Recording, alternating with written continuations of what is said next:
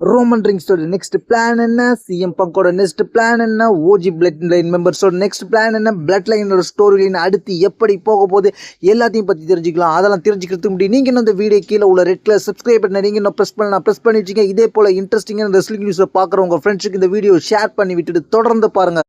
Survey சீரியஸ்ல ஒட்டு மொத்தமா Roman rings and CM bunk, Jimmy Uso, J Uso and semi Jain versus blood line ஒட்டு மொத்தமான மேட்ச்ல Roman ரிங்ஸோட டீமும் CM பங்கும் சேர்ந்து இந்த மேட்சை ஜெயிச்சிருப்பாங்க. ஓல்டு பிளட் லைனும் ஓஜி பிளட் லைனும் சிஎம் பங்கும் சேர்ந்து இந்த மேட்சை ஜெயிச்சிருப்பாங்க.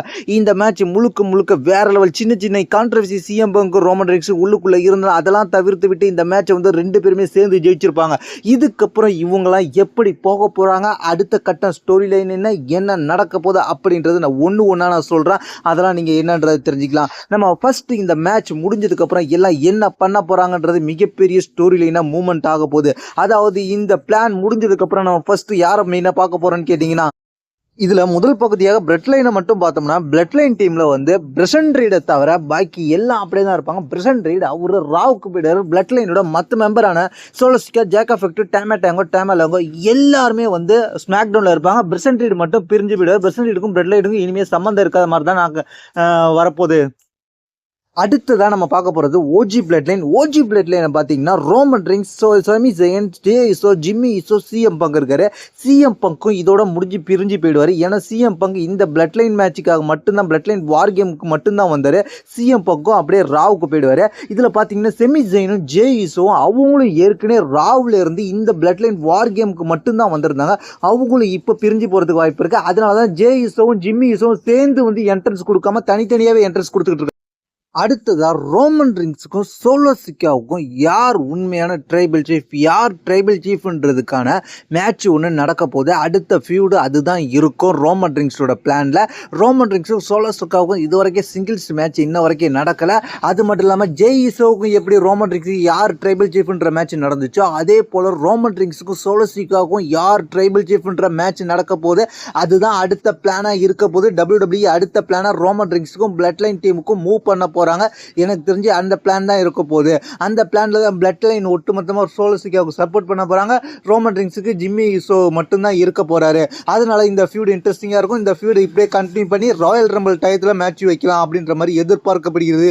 ஏன்னா அதற்கிடையில WWE எந்தவித பெரிய பேப்பரையும் இல்லைன்றதால இந்த மேட்ச் ராயல் ரம்பிள் நடக்கிறதுக்கு தான் அதிகபட்ச வாய்ப்பு இருக்கு.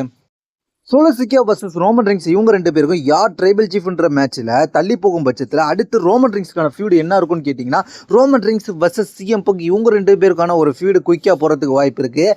ஏன்னா ஏற்கனவே வந்து ரோமன் ரிங்ஸ் எப்படி சிஎம் பங்கும் டீம் ஆனாங்களோ, சிஎம் பங்க் எப்படி பிளட் லைன் வார்க்குள்ளே உள்ளே வந்தாரோ அப்பயே இந்த ஃபியூடு உறுதிப்படப்பட்டுச்சு. என்ன நடக்க போகுதுன்னு கேட்டிங்கன்னா, ரோமன் ரிங்ஸுக்கும் சிஎம் பங்கும் யார் பக்கம் பாலிகமன், யாருக்கு வைஸ்மேன் வேணும் அப்படின்ற ஃபியூடு உருவாக போகுது. ஏன் இந்த மாதிரியான ஃபியூடு உருவாக போகுதுன்னு கேட்டிங்கன்னா, ஏற்கனவே சர்வே சீரியஸ்க்கு முன்னாடி நடைபெற்ற ஸ்மாக் டவுன்ல, லாஸ்ட் சர்வே சீரியஸ்க்கு முந்தின ஸ்மாக் டவுன்ல என்ன நடந்துச்சுன்னு கேட்டிங்கன்னா, அப்போ வந்து சிஎம் பக்கம் Roman Reigns face to face வந்துச்சு. ஒரு கான்ட்ரவர்சி போயிட்டு இருக்கும்போது இதை பற்றி நம்ம ஒரு டெடிகேட் வீடியோ போட்டிருக்கோம். தமிழில் என்ன பேசியிருக்காங்கன்றது அந்த வீடியோ பார்த்துருந்தா உங்களுக்கு புரியும். இல்லாட்டி இங்கே சின்ன ஹிண்டா சொல்லிடுறேன். அதில் வந்து சிஎம் பங்க் பேசி முடிக்கும் போது என்ன சொல்கிறேன்னு கேட்டிங்கன்னா, என்னோட வைஸ்மேனை என்கிட்ட கொடுத்துரு, என்கிட்ட விட்டுடு, நான் பார்த்துக்கிறேன். எனக்கு இதில் ஒரே ஒரு டிமாண்ட் தான் இருக்குது. அந்த டிமாண்ட் எனக்கு வைஸ்மேன் வேணும், உன் கூட நான் டீமாக ஆகுறதுனால அப்படின்னு சொல்லிட்டாரு. அதேபடி டீமாக ஆனாரு. அந்த டீமும் ஆகி அந்த மேட்ச்சில் சர்வீஸ் சீரிஸை ஜெயிச்சிட்டாங்க. அடுத்த பக்கம் சிஎம் பங்குக்காக ரோமன் ரிங்ஸ் தன்னோட வைஸ்மேனை கிட்டத்தட்ட 4 வருஷத்துக்கு மேலே கூட இருந்த வைஸ்மேனை விட்டு கொடுப்பாரான்ற ஒரு கேள்வி எழும்போது அதுக்காக ஒரு சின்ன ஃபியூடு வரும். அந்த ஃபியூடில் ரெண்டு பேருக்கும் ஒரு பயங்கரமான கான்ட்ரவர்சி உருவாக போகுது. அதில் யார் ஜெயிக்கிறாங்களோ அவங்க பக்கம் வைஸ்மேன் போக போகிறார். இல்லை வைஸ்மேன் அதில் வந்து ட்விஸ்ட்லாம் பண்ணுவார். யாருக்காக அவர் போக போகிறாரோ அந்த நேரத்தில் வந்து அவர் வந்து குளறுபடியெல்லாம் பண்ணுறதுக்கு வாய்ப்பு இருக்குது. ஒரு இன்ட்ரெஸ்டிங்கான ஃபியூடாக போக போகுது. வைஸ்மேன் பால் கியூமனை வச்சு. இதுதான் சிஎம் பங்கு and Roman rings blood line, அதுக்கப்புறம் ஓஜி பிளட் லைனுக்கு மெம்பருக்கான அடுத்த கட்ட ஸ்டோரி லைனாக இருக்க போகுது. என்னை பொறுத்த வரைக்கும் சிஎம் பங்குக்கும் பால் ஹியூமனுக்கும் ஒரு இன்ட்ரெஸ்டிங்காக வைஸ்மேனை கஸ்டடியாக வச்சு ஒரு மேட்ச் வந்தால் அதுவும் நல்ல இன்ட்ரெஸ்டிங்கான இருக்கும். ஏன்னா ரெண்டு பேருமே டாப் ஃபர்ஸ்ட் ரெஸ்லராக இருக்கிறாங்க இப்போதைக்கு. அதனால ரெண்டு பேருமே ஒரு எதிர்பார்க்கப்படுகிறது.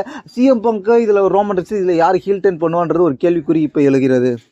இதை பற்றி உங்களுடைய கருத்து கீழே உள்ள கமெண்ட்ஸ் பண்ணுங்கள். தேங்க்ஸ் ஃபார் வாட்சிங்.